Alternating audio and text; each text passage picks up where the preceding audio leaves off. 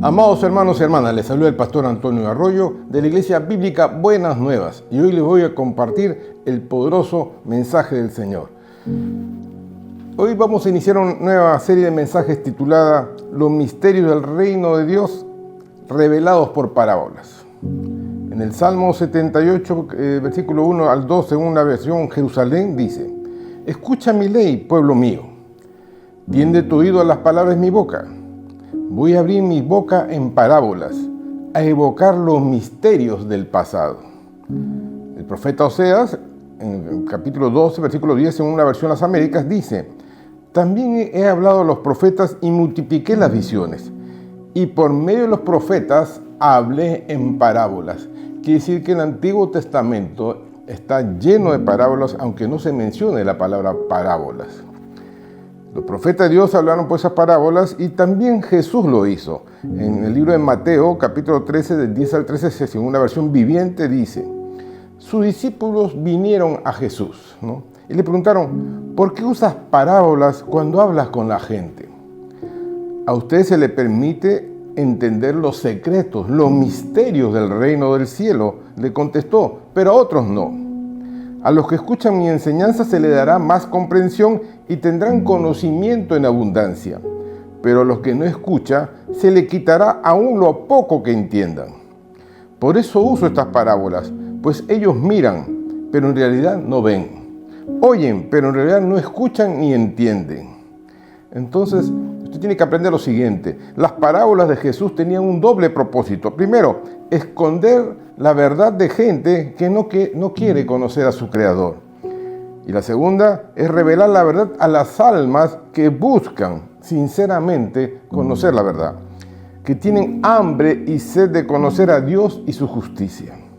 Por eso nuestro Señor Jesucristo dijo en el Sermón del Monte, en el Mateo 5:6, bienaventurados los que tienen hambre y sed de justicia, porque ellos serán saciados.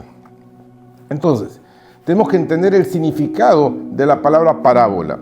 En hebreo es mashal y en griego es parabolé. Y ambas significan lo mismo: parábola, proverbios, refrán, similitud, comparación. Una parábola es literalmente algo que se coloca al lado de otra cosa. Las palabras de Jesús fueron historias que se colocaron al lado de una verdad con el fin de ilustrar esa misma verdad. Podemos decir entonces que una parábola es una historia terrenal con un significado celestial. Creo que hoy día reciba esta palabra del Señor. Jesús reveló una parábola que es la llave para entender todas las demás parábolas. En Marcos 4:13, según la versión viviente, dice: luego Jesús les dijo: si no pueden entender el significado de esta parábola, ¿cómo entenderán entonces las demás parábolas?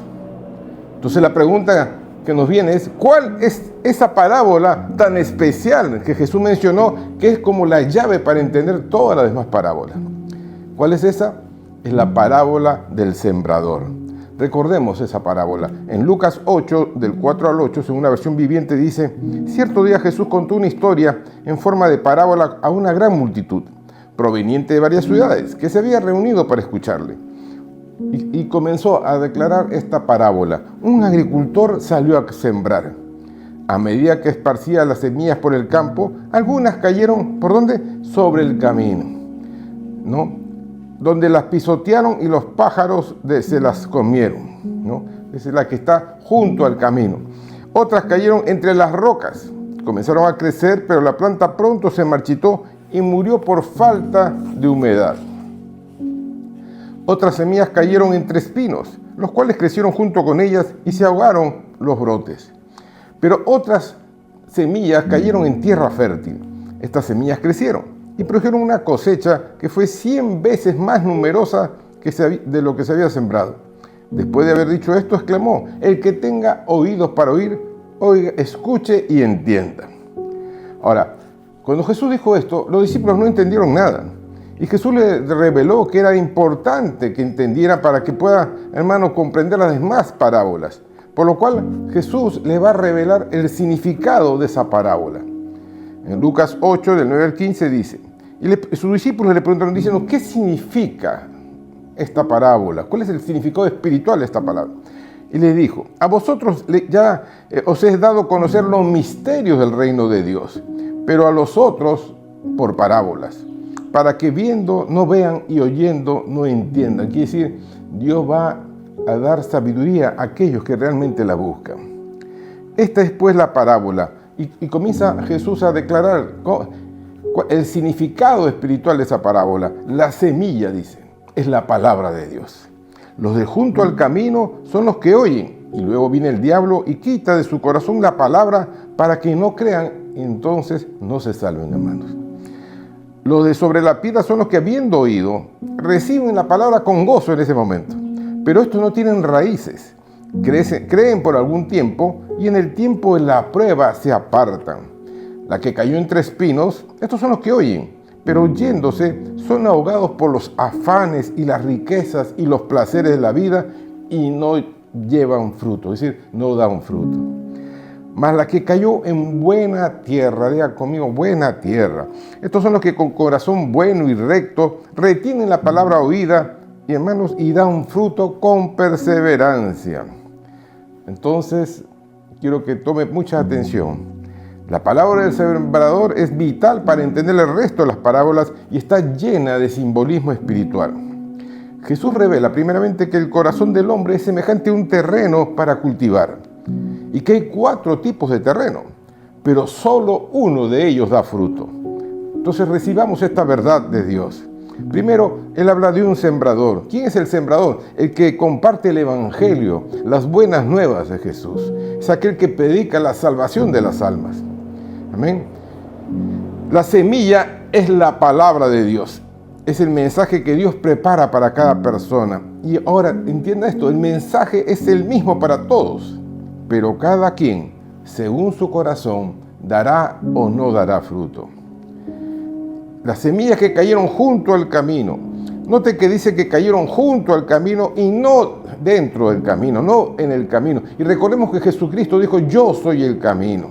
Son aquellos que oyen el mensaje de Dios, pero de manera muy superficial, por lo cual no le dan mucha importancia y viven a su manera, sin tomar en cuenta los principios de Dios para una vida abundante. Entonces, dice la Biblia, que luego viene el diablo y les roba la semilla para impedir que tengan fe y se salven. Las siguientes semillas que cayeron sobre la piedra, es el segundo terreno, las que cayeron sobre la piedra. Estos son los que reciben la palabra con gozo y alegría. Miren, hermanos, la reciben con gozo y alegría. Pero la semilla, que es la palabra de Dios, no echa raíces en su corazón. Entonces, ¿qué ocurre? Son personas emocionales, se le conoce como almáticas, que no profundizan, no escudriñan las escrituras y no reciben mayor revelación. La palabra de Dios solamente le dura temporalmente, pero cuando vienen las pruebas, las tentaciones de la vida y los ataques del maligno, se apartan de Dios y por ende también se apartan de la iglesia. El tercer tipo de terreno son semillas que cayeron sobre espinos. Son los que oyen la palabra de Dios.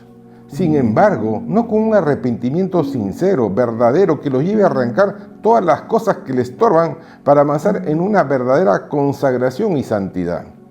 Escuche bien, son aquellos que ya se congregan en una iglesia, llevan su Biblia de forma habitual, pero hermanos, incluso se involucran en las actividades de la iglesia, pero con el correr del tiempo terminan yéndose por las preocupaciones de la vida, el afán de las riquezas y los placeres también de la vida. Es muy importante que entender qué es lo que apartó a estas personas de las bendiciones de Dios, porque estaban cerca de lograrlo, ya estaban avanzando en el camino del Señor. Por lo tanto, debemos prestar atención. ¿Qué hizo que estas personas no den fruto? Primero dice que son las preocupaciones. Y estas van minando poco a poco el alma de las personas sin darse cuenta que van perdiendo su fe, van cayendo en desánimo, en agotamiento espiritual y van revelando su escasa confianza en Dios. Y se olvidan que está escrito en Filipenses 4, del 6 al 7, según la versión viviente: no se preocupen por nada, en cambio oren por todo, díganle a Dios lo que necesitan y denle gracias por lo que Él ha hecho. Así experimentarán la paz de Dios, que supera todo lo que podemos entender. La paz de Dios cuidará su corazón y su mente mientras vivan en Cristo Jesús. También recordemos lo que dijo nuestro Señor Jesucristo en Mateo 6, del 31 al 33, según la versión viviente. Así que no se preocupen por todo eso diciendo, ¿qué comeremos? ¿Qué beberemos? ¿Qué ropa nos compraremos o nos pondremos? Estas cosas dominan el pensamiento de los incrédulos, pero su Padre Celestial ya conoce todas nuestras necesidades. Busquen el reino de Dios por encima de todo lo demás y lleven una vida justa y Él les dará todo lo que necesiten. De hecho, el apóstol Pedro lo entendió claramente y escribió en 1 Pedro 5:7, según la versión viviente. Pongan todas sus preocupaciones y ansiedades en las manos de Dios. ¿Por qué? Porque Él cuida de ustedes. Dios cuida de nosotros. Entonces, el primer factor que impide que estas personas que ya están involucradas en la iglesia, hermanos, no den fruto es porque se dejan llevar por las preocupaciones. La segunda cosa es el afán de las riquezas que lo hacen caer en tentación y lazo. Esa es la ambición desenfrenada por obtenerlas. El querer estar a la par con los incrédulos que son prósperos los llevan a cometer actos que contradicen los mandamientos de Dios. Esta ambición los sigue y como fruto da el amor al dinero y dejan a un lado el amor y la gracia de Dios. Tengan en cuenta esta palabra del Señor. En el Salmo 73, de 2 al 9, según la versión Palabra de Dios para Todos. Escuche lo que dijo el salmista en el Antiguo Testamento. Yo estuve a punto de tropezar y por poco me alejo del camino. Miren lo que dice el salmista. Sentí envidia al ver que los perversos tenían éxito y los arrogantes se enriquecían. Vi que estas personas, los perversos, ¿no?, de nada se privan en toda su vida y tienen el cuerpo sano y fuerte. No tienen que, hermanos, sufrir para sobrevivir como les toca a todos los demás. Por eso la arrogancia es su collar y la violencia es su vestido. Los ojos se les saltan de lo gordo que están, no pueden disimular sus malas intenciones. Se burlan de los demás y arrogantes amenazan con maldad y opresión. Y con su boca se enfrentan al cielo y con su lengua dominan la tierra. Entonces vemos en estos pasajes de la Biblia, hermanos, que el salmista revela sus sentimientos y que son normales, pero Dios le va a mostrar el final de estos impíos, de estos perversos que aparentemente son muy prósperos, aparentemente todo le va bien en la vida. Miren lo que dice el Salmo 73, del 16 al 19. Más adelante, según la versión viviente. Traté de entender por qué los malvados prosperan. Pero qué tarea tan difícil. Entonces, hermanos, ¿qué hizo él? Entré en tu santuario, Dios. Entré en la presencia del Señor. Y por fin entendí el destino de los perversos. En verdad los pones en un camino resbaladizo y haces que se deslicen por el precipicio hacia su ruina. Al instante quedan destruidos y están totalmente consumidos por los terrores. Al recibir esta poderosa revelación, el salmista escribió más adelante, en el Salmo 73, 25 al 28, dice: ¿A quién tengo en el cielo sino a ti? Te deseo más que cualquier cosa en la tierra. Puede fallarme la salud, debilitarme mi espíritu, pero Dios sigue siendo la fuerza de mi corazón. Él es mío para siempre. Los que abandonen perecerán, porque tú destruyes a todos los que se alejan de ti. En cuanto a mí, qué bueno es estar cerca de Dios. Hice al soberano, el Señor, mi refugio, y a todos les contaré las maravillas que hace. Entonces, hermanos, bendito sea Dios. El afán de las riquezas también impide que dé fruto, pero Dios, cuando te revela el final de esas personas que aparentemente están económicamente mejor que tú, hermanos, damos gracias al Señor.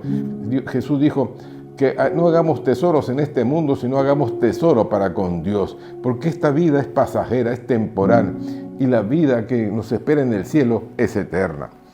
Y el tercer punto también es muy importante, que es lo que aleja a las personas, esas semillas que caen entre espinos y que los aparta ya del camino que habían establecido. Acuérdense que ya estaban cerca de su salvación. Los placeres de la vida, el querer experimentar los deseos de la carne, también conllevan a la caída y al extravío, perdiendo su fruto.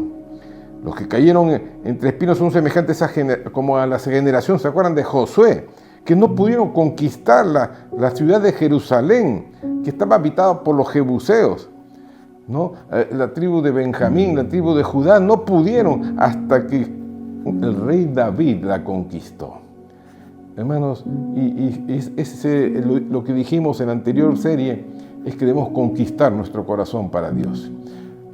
Recordemos que la tribu de Benjamín y la tribu de Judá se acostumbraron a convivir con los jebuseos. Mucha gente se acostumbra a convivir con sus pecados, con sus malos hábitos. Ya no se esmeran en cambiar, ni mejorar, ni buscar más de Dios. No. Llegan a un punto y no quieren avanzar más. Lo triste de estas cosas es que esas semillas que caen entre espinos tampoco dan fruto. Amén. Entonces vemos ya 3 terrenos que no dan fruto, pero dice la Biblia, el cuarto terreno, semillas que cayeron en buena tierra. Son aquellos que con un corazón bueno y recto retienen. ¿Qué cosa que retienen? Hermanos, es que no son cisternas rotas. Amén. La palabra de Dios, retienen la palabra de Dios. Hay gente que escucha y después se le pierde, entonces se olvidan de todo lo que se habló. Amén. Y dan fruto con perseverancia. Ellos permiten que Dios reine en sus vidas y que los guíe en todo momento, creyendo, obedeciendo y actuando en consecuencia. Y dice la Biblia que el fruto que dan lo hacen al 30, al 60 y al 100%, y es la evidencia, hermano, en la vida de estas personas que son transformadas por el mensaje de Jesús. Ellos mismos ya comienzan a esparcir la semilla con perseverancia y alcanzan a otros con la palabra, hermano, de vida y salvación, creciendo, madurando espiritualmente. Quiero que en este momento reciba una parábola profética de parte de nuestro Dios para estos tiempos finales. Escuche bien, en el libro de Eclesiastés capítulo 11 del 1 al 2, escuche, dice la Biblia, es hecha tu pan sobre las aguas, porque después de muchos días lo hallarás. Reparte a 7, aún a 8, porque no sabes el mal que vendrá sobre la tierra. Esa es la parábola que está en el Antiguo Testamento. Pero también, como dijo Jesús, tenemos que entender, y solamente entienden aquellos que tienen hambre y sed de justicia, aquellos que buscan la verdad. Ahora aprenda lo siguiente. El pan. ¿Quién dijo yo soy el pan de vida? El pan de vida es Jesucristo. Amén. Y Él también a la vez es el verbo, es la palabra de Dios, ¿no? Es la semilla que nos ha sido dada. Entonces la Biblia dice, echa tu pan. Entonces está hablando de nosotros que hemos recibido esa semilla, ¿no? Dice, ¿y dónde debemos echar ese pan? Sobre las aguas. Y las aguas son las personas de este mundo. Y debemos compartir los mensajes que hemos recibido con ellos para que se salven. Que sí, hemos recibido ese pan de vida para no quedarnos con nosotros, sino compartirlo. Reparte a 7 y aún a 8. Y después de muchos días lo hallarás. Y se refiere a la vida eterna. Después de muchos días es la vida eterna. Cuando tú siembras la palabra 7 es un número perfecto y aún 8 es un nuevo comienzo. Y hermanos, dice la Biblia, nos está marcando ya hasta cuántas personas debemos alcanzar a 7 y aún a 8. ¿Por qué?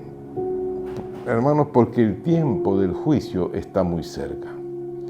Las cosas que están aconteciendo delante de nuestros ojos en estos días no podemos ocultarlas, no podemos taparnos, hermanos, la vista, los ojos y decir no está pasando nada. Estamos viviendo todas las señales que fueron profetizadas hace 2000 años por Jesucristo y también por los profetas. Entonces, ¿qué debemos hacer? Es tiempo de sembrar la palabra de Dios y dar buenos frutos.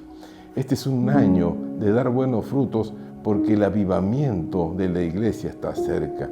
El avivamiento más grande que no ha conocido esta tierra está por llegar, hermano, ya está empezando. Y en ese avivamiento somos parte de nosotros. Si tú estás escuchando este mensaje en este momento y de repente tienes ya muchos años en la iglesia, pero no hay una vida con fruto, y te puedes hasta autoengañar de que, bueno, estás bien y no necesitas más. La Biblia nos dice que solamente los que son buena tierra, aquellos que dan fruto, hermanos, son los que producen, y sin frutos no podremos entrar al reino de los cielos. Y yo quiero que hoy día entiendas que Dios nos va a usar poderosamente en estos tiempos. Te va a usar a ti, me va a usar a mí, para que esta palabra llegue, porque hay una promesa que dice que tiene que completarse el número de los escogidos. Y cuando se complete, entonces, hermano, comenzará todo. Te invito a hacer una oración en este momento. Inclina tu rostro, cierra tus ojos y oremos delante del Señor. Padre amado, en el nombre de Jesús, vengo a ti porque tengo necesidad de ti. Tú conoces mi entrar y mi salir. Soy como una carta abierta, no hay nada que te pueda ocultar. Dios mío, tú conoces mi corazón y sabes qué tipo de terreno es. Si todavía no soy buena tierra, yo te pido perdón, Señor. Te pido perdón y te pido también que conviertas mi corazón, ese terreno, en un terreno que sea buena tierra, que dé fruto en abundancia, que la palabra de Dios fluya por mi boca. Padre amado, úsame para poder llegar a otras personas y así cumplir el propósito de nuestra vida, que poder así contribuir a la salvación de muchas personas y que se cumplan los propósitos de Dios en mi vida. Creo que Jesucristo es mi Señor y Salvador. Creo que Él dio la vida por mí. Creo que fue a la cruz y derramó su sangre para que todos mis pecados sean perdonados y evitó que cayera en condenación y el infierno mismo.